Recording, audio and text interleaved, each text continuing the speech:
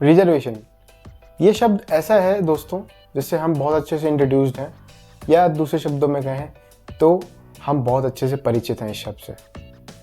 तो दोस्तों इससे जुड़ा हुआ एक बिल जो है वो हाल ही में चर्चा में आया है, और ये जो बिल है वो महिलाओं के विषय में है खासकर। तो इसके बारे में चलिए जानते हैं आगे की वीडियो में। तो दोस्तों इस बिल का नाम जो है वो है वुमेन रिजर्वेशन बिल 2023, और हिंदी में इसका नाम है महिला आरक्षण विधेयक 2023। तो दोस्तों इस बिल की शुरुआत होती है 2008 में।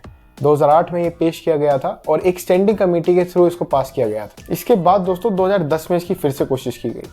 जो पिछला बिल था 2008 वाला वो किसी कारणवश सदन तक नहीं पहुंच पाया था, लेकिन 2010 वाला लोकसभा तक पहुंचा। लोकसभा तक पहुंचने के बाद इसको कुछ कारणों का और कुछ दिक्कतों का सामना करना पड़ा और ये लैप्स हो। तो दोस्तों सवाल ये उठता है, और ये आपके मन में भी सवाल उठ रहा होगा कि बिल क्या है, इससे हमें क्या फ़ायदा होने वाला है। तो आपको बता दें कि जैसा कि इसका नाम ही दर्शाता है, ये बिल जो है वो महिला आरक्षण के लिए है, और महिला आरक्षण के लिए ये मुद्दा उठाया गया है सदन के अंदर। इससे सीधा सीधा फ़ायदा महिलाओं को होने वाला है। उनके लिए एक रिजर्वेशन बनाया गया है जो कि पार्लियामेंट में उनको फ़ायदा देगा और उनके राजनीतिक जीवन में भी एक सहयोगी साबित होगा। मेनली इसका काम यह है कि ये विधानसभा जो कि एक हाउस होता है किसी स्टेट का, और पार्लियामेंट जो है दो हाउसेस जो कि हैं कंट्री के, अब इंडिया के, उनके दोनों उनकी वहाँ की जो सीटें हैं उनके अंदर 33% रिजर्वेशन सीधे सीधे महिलाओं को मिल जाता है, और उनको सीधे सीधे वहाँ पे बैठने का राइट्स मिल जाते हैं। यानी कि चुन के आएंगी तो महिलाएं चुन के आएंगी उन सीटों पे। ये सीधे सीधे रिजर्वेशन ये बिल देगा। इसका दोस्तों सीधे सीधा फ़ायदा या असर कहें तो दोनों लोकसभा और जो हाउसेस हैं हमारे पार्लियामेंट के, यानी कि लोकसभा और राज्यसभा, इन दोनों पर होने वाला है। क्योंकि चिंता राजनीति में बहुत पहले से जताई गई है इस चीज़ की कि महिलाओं की सीटें बहुत कम हैं। महिला जो हैं वो पार्लियामेंट में दोनों हाउसेस में बहुत कम है, बहुत लिमिटेड क्वांटिटी में है। तो उस चीज़ की ये पूर्ति करेगा, और महिलाओं के डेवलपमेंट, उनके सशक्तिकरण, शक्ति और जो उनका साहस है, उनका बल है जो राजनीति में और वो दिखा सकती हैं, उसको और गति देगा। अगर इस कमी की बात करें, महिलाओं की कमी की इन दोनों हाउसेस में, तो राजनीति में, पूरे देश की राजनीति में इसका असर कैसे पड़ता है, इससे हम अंदाज़ा लगा सकते हैं कि पहले के जो आंकड़े कुछ बताते हैं कि 2019 में 23.1% जो हुआ करता था महिलाओं का सीटों का हिस्सेदारी, 2019 के मुकाबले 2021 में ये घटकर 9.2% रह गई।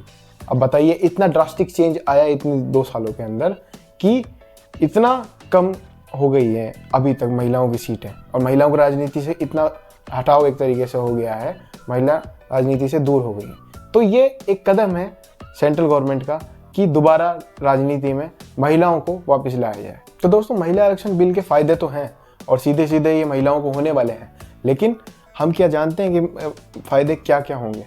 तो हम कुछ फ़ायदों के बारे में बात कर लेते हैं। पहला फ़ायदा जो है महिलाओं को जो इससे होने वाला है वो है इक्वलिटी का।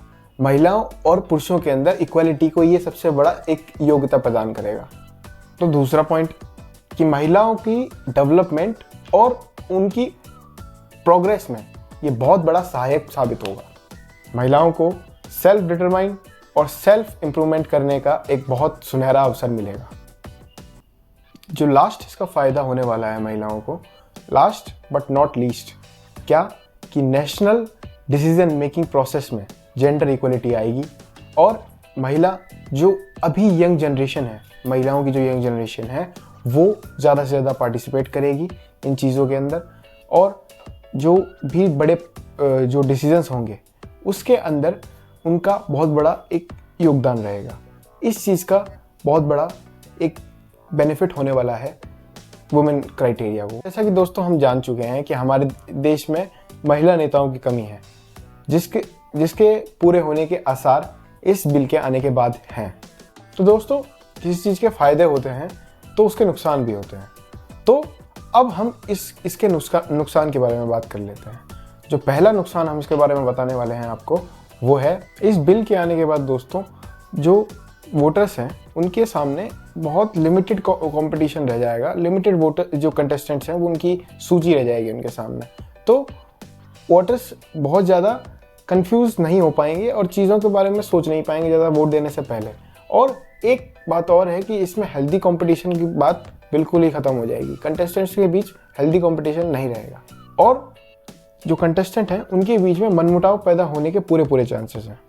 अब दोस्तों देखिए, अगर जो महिलाएं हैं वो गांव से उठकर आएंगी अपने जहाँ वो, क्योंकि महिलाओं का अधिकतर काम घरों तक सीमित होता है, अब वो जब राजनीति में उतरेंगी तो उनको कई सारे चैलेंजेस का सामना भी करना पड़ेगा। वो चैलेंजेस क्या क्या हो सकते हैं कि सबसे बड़ा चैलेंज तो ये हो सकता है कि उनको राजनीति की नॉलेज ना होना। उसके बाद वो एक मध्यम वर्गीय परिवार की हैं तो उनके पास फंड्स की कमी भी होगी, लैक ऑफ फंड्स की कमी होगी, ठीक है। उसके बाद में अगर और बात करें तो सेक्सुअल वायलेंस की भी उनके पास में कभी कभार हो सकता है कि दिक्कतें आएँ कि सेक्सुअल वायलेंस भी हो जाए उनके साथ में।